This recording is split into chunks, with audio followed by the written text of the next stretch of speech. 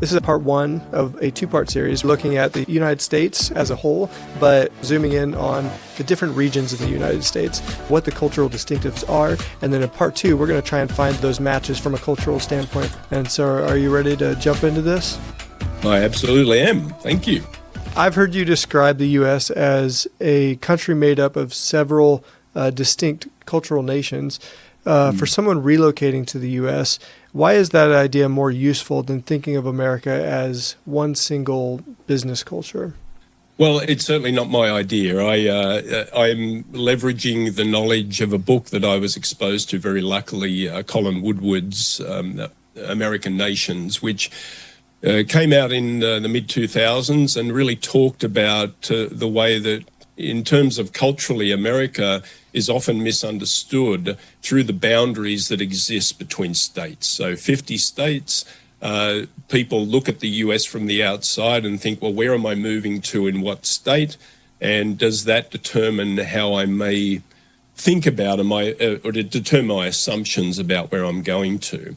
And that book actually does away with those ideas because the states are really for America, and I just want to talk about the term state a little bit. It is actually a very post-colonial modern type of reference. In most of the world, regional areas like this are called provinces and cantons, say in Switzerland, places like that, and much less kind of focused on that word nation, because that word state, because state is actually related to nation in terms. So we have state partners in global politics and things like that. And so when we think about the US regionally, Colin Woodward talks about 11 nations that ostensibly are derived and influenced by the people that came to settle those areas. And of course, I'm not an academic, so I approach these things from how can I apply this to the business that I do now in getting people to understand America through that lens. So of course, it's there in America. There's certainly accents and preferences around how barbecue is cooked and all of those kind of things, but it's the operating systems underneath the surface that influence and are made a part of how people interact, build trust, build community in these different regions around America. You know, it's interesting for me too, like thinking about it in terms of you might have different axes, you know, like on one axis, you have sort of like rural and metropolitan, right? And then on the other axis, you have sort of like historical cultural influences, right? Like you said, how the area was settled, you know, and whereas like maybe in the South, you have this sort of like cultural flavor, but then it has to interact with that sort of rural metropolitan divide. And I think, you know, the city that's kind of coming to mind right now is like Nashville. So like Nashville, there's tons of companies moving in there. It's got a very vibrant, you know, business culture taking shape right now, but traditionally it's been sort of more in that like rural area. I think that Nashville's a great example of that. It's a place where ostensibly, as you say, it's a historically rural area. So the agrarian mindset that influences the communities, the way trust is built, the way communication works, comes up against some of the outside influence of the business that identified as a place to set up business, whether it's economical, whether it's the talent that is there, but the outside influences, businesses might be domiciled in another area of the country. So the cultural, not only the social culture, the business culture, it's also the corporate culture of the company that finds itself now starting to set up operations there. And how do you, when you hire local people, how do you get them to understand the culture of where that company comes from? Another example might be as a person leaves to relocate from New York to Phoenix, Arizona. And of course, they do it in February and they get on the plane with their Canada Goose jacket, which is really totally efficient and makes sense in the context of the cold weather they're leaving. And they get off the plane in Phoenix, and obviously you can do something about that. You can take your jacket off. What you can't do is that you can't remove, say, the internal programming that sits in the operating system of your mind through, say, communication styles. And so that directness of a New Yorker or Bostonian coming to Phoenix, Arizona, using their rather straightforward communication style, that's internal. That's harder to take off. And of course, the disconnect then becomes, well, this person is rude. So both parties kind of look at each other's behavior through the lens of personality, without understanding that it's actually somewhat a cultural thing, which can remove the personal, and it allows for more grace and more curiosity, and it actually allows for understanding and leveraging those differences and the benefits that both of those styles can bring about. So even when you're moving domestically as an individual, or you're moving as an organization, looking at the opportunity through the lens of culture is a great way to just add or prevent some of the really bumps in the road that people are going to navigate in those sense. One thing I've learned in doing this work for 20 years is that even though I do this work and it's inherent to the way I wake up every day, it's in my DNA, I am quite surprised, not only internally in the US, but also internally in other countries where those awarenesses don't come to the surface. People don't think about these things. So, of course, that may mean kind of job security for me in many ways, but in many ways, I think there are other dynamics that take over the operational side of moving a business or moving individually to another place, where we sometimes don't think about what is going to be the impact until after we arrive, or until somebody just happens to have a random conversation and says, yes, my brother moved, like in your case, Zach, your family might go, yeah, well, we moved to California, and that was a very impactful experience, very surprising through the lens of sport and social environments and things like that.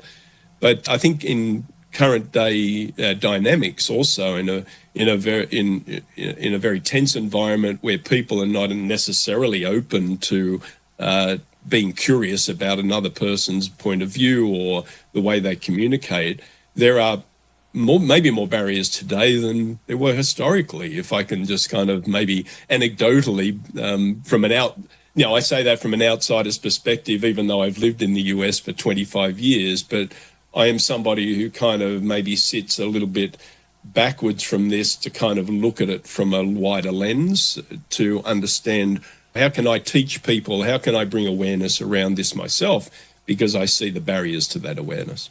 So I really want to sort of divide up America into some regions and sort of get your take on them. So I've sort of tentatively put down East Coast. You have the South, Southeast, and the Midwest. We got Rust Belt. We got West Coast.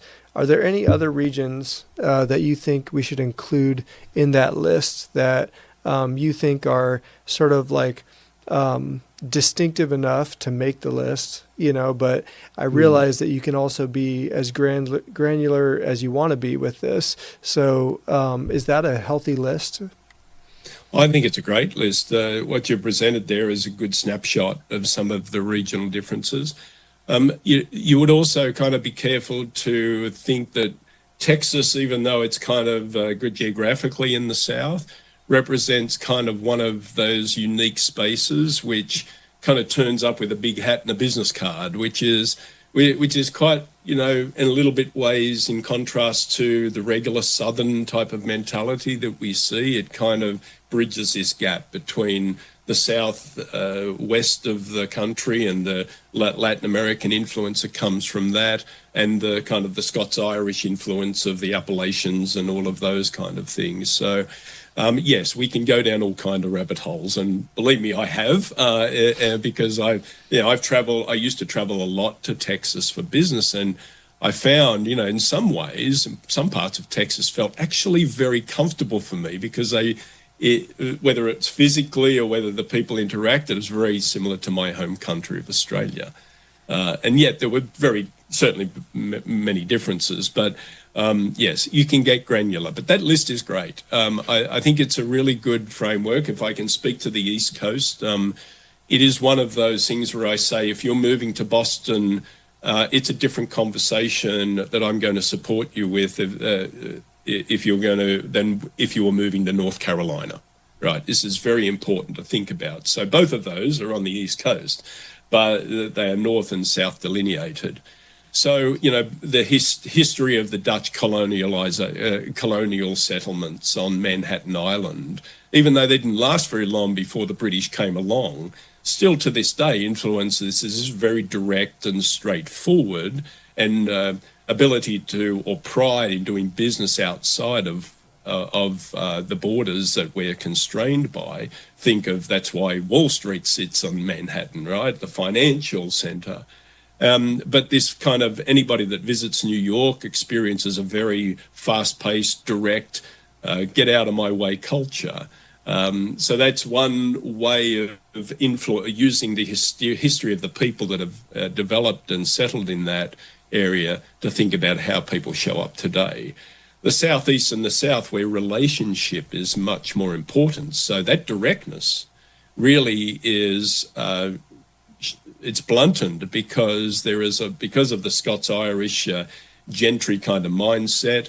Also, with the influence of the African herding mentality of group orientation and that kind of thing, which really kind of brings from different perspectives almost a similar kind of dynamic where trust is built through relationship and politeness, and there are certain ways that you say things and certain ways you don't say things. So that is very different in that sense.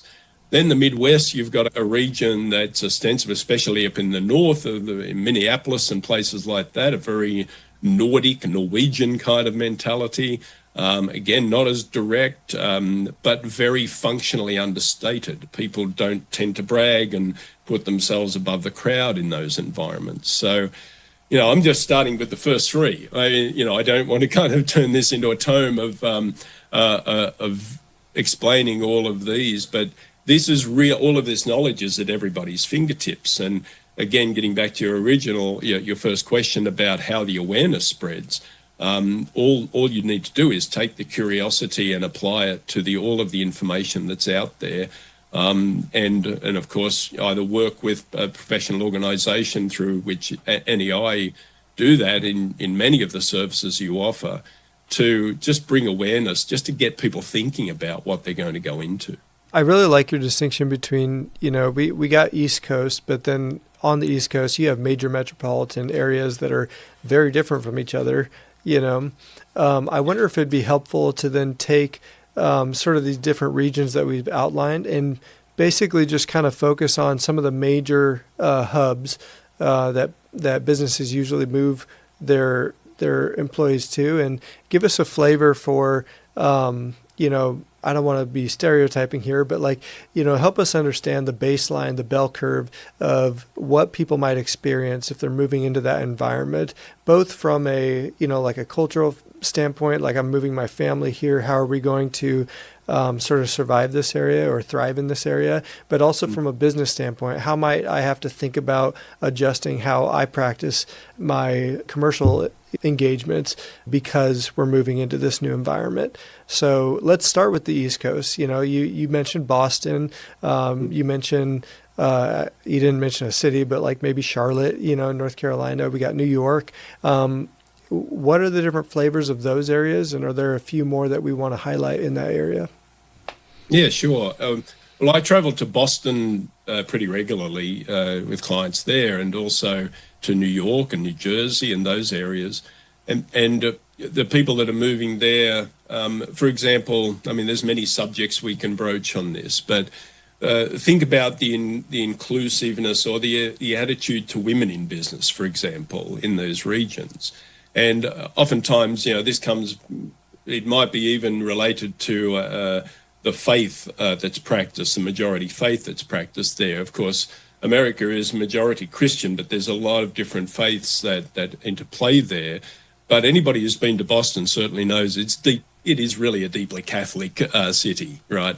And essentially, Catholicism being this kind of Marian tradition where women kind of tend to be a part of the environment, and that moves into business, right? So Young professional women in Boston, for example, can gain credibility quite quickly with their credentials, their knowledge, their experience, and things like that. And again, I'm not making a judgment on the way that these have come together. I'm just making how it expresses itself. And yet, another place I go to is Raleigh, North Carolina. It just happens to be where our head office is, but we have a lot of clients in that area. And the first thing that a Danish person will notice when they get off the plane there is that there seem to be more churches here than Starbucks, right? It's been said to me more than many times. And of course, coming from a culture that ostensibly on the surface is quite secular in its environment, there's separation between a faith practice, which is a very private thing, coming to a place like North Carolina where faith plays a huge role in a sense of identity for people there. And the historical frameworks and the teachings that have come along with that in those different traditions might influence how a young professional woman might have to have a different path or a longer path or to build credibility, to build trust. So I'm just using one, that's a very granular example of the East Coast not being a monolith. And I love the way that you use the bell curve because that's another big important thing to think about is that we certainly want to remove our mindset away from stereotyping because there's certainly people in those two regions that might cross over in their style. And we need to be ready for that. We need to be ready, especially in a country like the US where, like you yourself, you've moved states and you can find that people turn up in the most unusual places that is separate from where they were raised, definitely. But it's a good heuristic, when you're going into a new environment to know sort of what's the general sense of this environment, what's the mean or the average here so that I know sort of like what to expect. Like one of my favorite ideas is that, disappointment exists in the space between, expectations and reality. So like whatever you expected, if you didn't expect the right thing, that's usually where disappointment breeds. And so like this is basically just sort of developing healthy expectations and then also how to, like you said, be curious and be adaptable so you can sort of start adjusting your mental model to be able to account for not just generalization, but also those, where the rule doesn't hold, That's a great point. And I think when people ask me what I do, and they assume when I'm teaching culture, I'm teaching them rules, I'm teaching them protocols, and I really can't do that. That's a hiding to nothing, as we say in Australia, because that disappointment will show up if they turn up in their new environment and this crazy Australian told them one thing and they're experiencing another. Really, our job is to prepare them for the tools that they can use to do their own observations and just maybe gently guide them in, this is in general how this works in this sense. And you will in general see this, but be aware that it is, there are outliers in this and you need to be ready for that. If I train somebody to play tennis and put them onto a cricket field, it ain't going to work, certainly. And what I need to do is maybe teach them the athletics that are common between both sports. Mm-hmm. And then they can play both to a certain degree without having to be a specialist or being rooted or married to one particular tradition. Absolutely. All right, so now we're jumping to the South and Southeast. And I thought this was really kind of funny because we've taken some, trips to like Orlando, but I can't really say that I've been, to the South to like visit the South. That is one area of the world that I've not really explored a ton, right? And when I tell people, oh yeah, I've been to the South, I've been to Orlando, and they're like, no, that's not the South, So help me understand this area. What does the landscape look like in the context of, the conversation we've been having?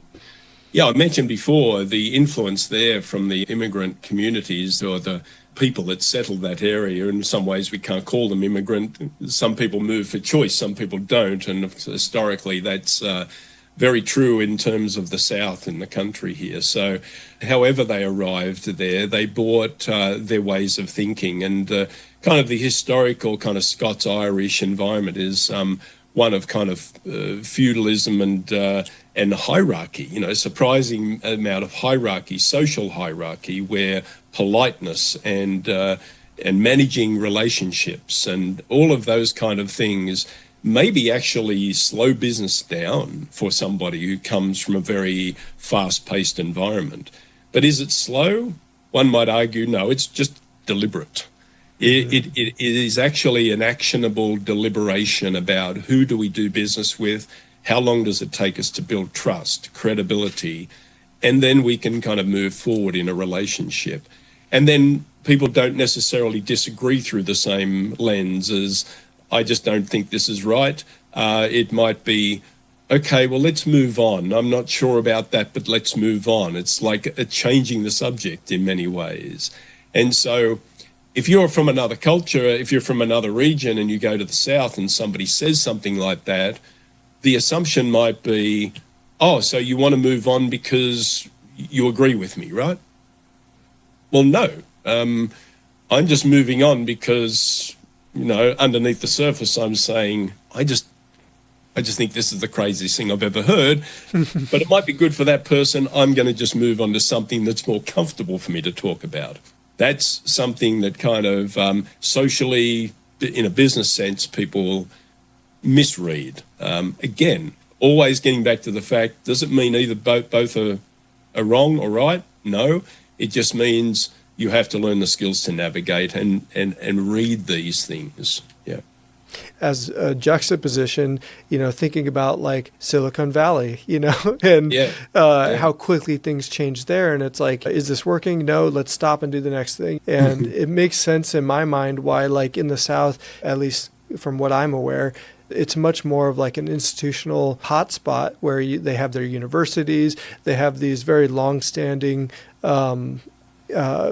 maybe businesses or companies that are there, and then versus like the startup culture of Silicon Valley, it's like let's rapidly grow this and let's just go with what works, and oh, you're a developer, yeah, come on board, versus like that longer road to trust. Absolutely. And I think you use you reference a little bit of Florida. We use the West Coast in the sense of kind of think about that's where formality goes to retire. Right. You can't, formality gets in the way of that fast-paced, innovative, very creative thinking. And I think I heard Bill Gates once describe that's probably one of the reasons he dropped out of Harvard, because that structure of that very tightly wound formality didn't really play well with the free-thinking Seattle, Californian type of mindset as well, Oregon and that region. And so he was free to kind of be creative in the sense of creating new things and being expansive in their thinking. And also, I think he mentions it's really physically the furthest you can possibly be from Washington, D.C., where the structures and all the regulations that come with that, and not only just kind of operationally, but also physically, So, who cares what those crazy people out in the West Coast do? They're all, hippies. Well, no, they underestimated them, And of course, it's just wonderful to think about that area as well, that informality then doesn't mean a lack of ambition. So the ambition, the drive is still there. Most of them take that kind of intensely individually driven professional environment there, but it may be just done, driving at different times of the day and with the top down.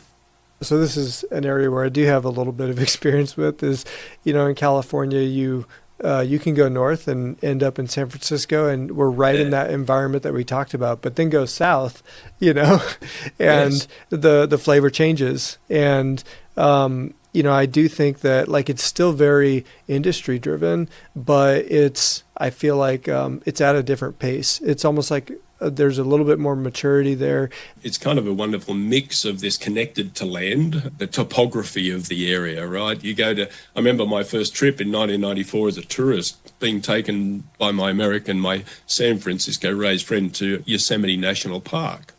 thinking, well, I've been to a few national parks in Australia. They're not that spectacular, but that is absolutely nothing short of breathtaking, and usually I find, Californians very parochial, no matter where they come from in California. But you're right, Zach, you take that 7 or 8 hour drive from San Francisco to Los Angeles, and you are crossing a boundary that is rooted in the difference between that kind of more Southern Latin American industrial relationship loyalty type of environment, and then separated by that San Francisco sense of fast-paced, transactional, go hard type of ambitious environment as well. So it's nuanced, it's very nuanced, and I know a client at the moment that has offices in both places, and I have to have different conversations with people that move to those regions, definitely. Now, I'm going to give you the reins here. What do you want to talk about next? I think we've not talked about the Rust Belt. I know that, like even in the Midwest, there's a whole lot of difference.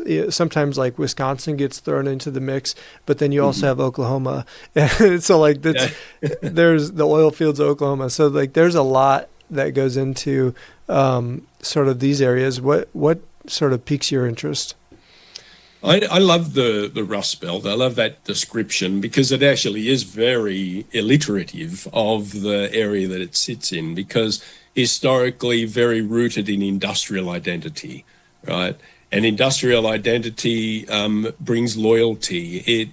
It celebrates resilience, tough resilience. And all of these kind of things, people actually talk about these values in these regions, right? They literally talk about it, and they embody them. It's how they turn up every day.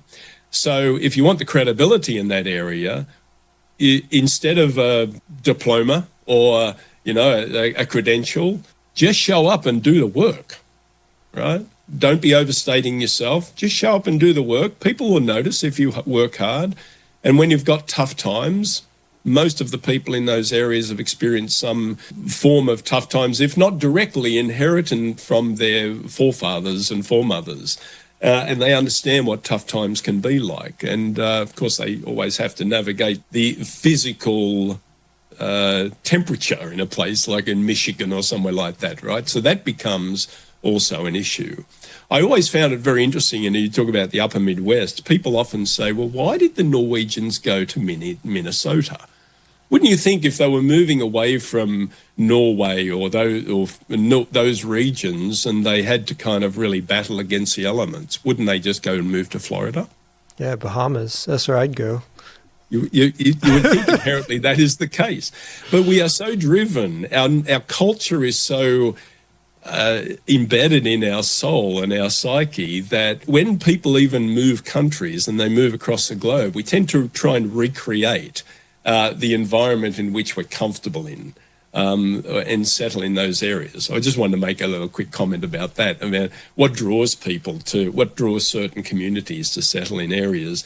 Of course, always with the understanding that might be if they're doing it by choice. Other people certainly are forced to move countries through conflict and other reasons to be settled in an area of a country that probably wouldn't normally have chosen. And that layers over a whole different kind of conversation, of course. I remember like 10, 15 years ago when Detroit was going through a really hard time, and I'm glad to see it sort of rebounding now. But like, I remember thinking to myself or just feeling that like, this Rust Belt area really does feel like almost the soul of America, like when like America's a better place when, like when Ford is doing well, right? And like you have this almost like very like an earthy, tangible, industrial, like you said, hard-nosed, like this is, that's the kind of attitude that got us through a lot of things in the past, whether it's World War II or, like the Depression, and like that kind of attitude persisted in that area for a long time.